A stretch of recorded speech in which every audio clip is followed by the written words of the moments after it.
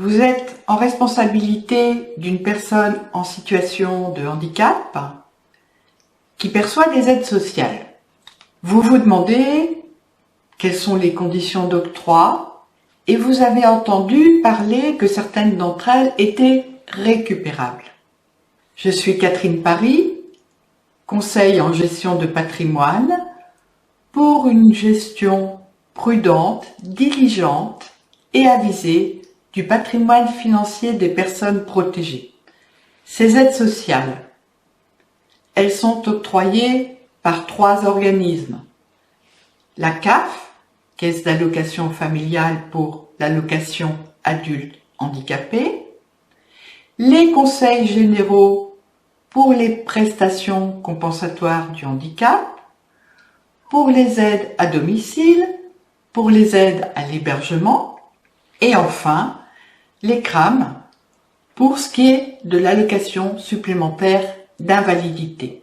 2 caractères d'aide sociale. Un caractère de subsidiarité, pour l'allocation adulte handicapé par exemple. En effet, ces aides ont pour but de maintenir un revenu minimum pour la personne handicapée. De ce fait, certains autres revenus pourront impacter le calcul du montant de l'allocation adulte handicapé. À ce propos, je vous invite à aller voir la vidéo allocation adulte handicapé et placement pour en savoir plus. D'autres aides ont un caractère d'avance. C'est le cas des aides à l'hébergement, de la prestation compensatoire du handicap, des aides à domicile. De ce fait, elles sont récupérables. Elles sont récupérables à la succession, à un retour à meilleure fortune ou au moment d'une donation. Pour effectivement connaître ces aides et leur caractère de récupération, eh bien, il faut tenir compte de la situation de la personne.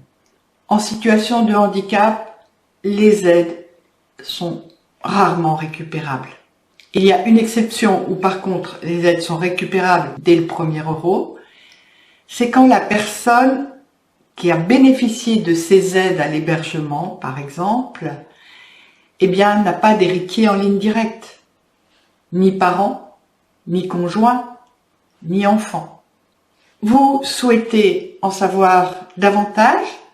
Eh bien, je vous invite à visiter mon site internet cpariconseil.com ou pour répondre à vos besoins plus précis, prendre une consultation privée avec moi pour étudier tous les aspects du patrimoine de la personne dont vous vous occupez. N'hésitez pas à cliquer sur le bouton s'abonner pour vous abonner à ma chaîne et à activer la petite cloche pour recevoir mes prochaines vidéos. Merci et à bientôt.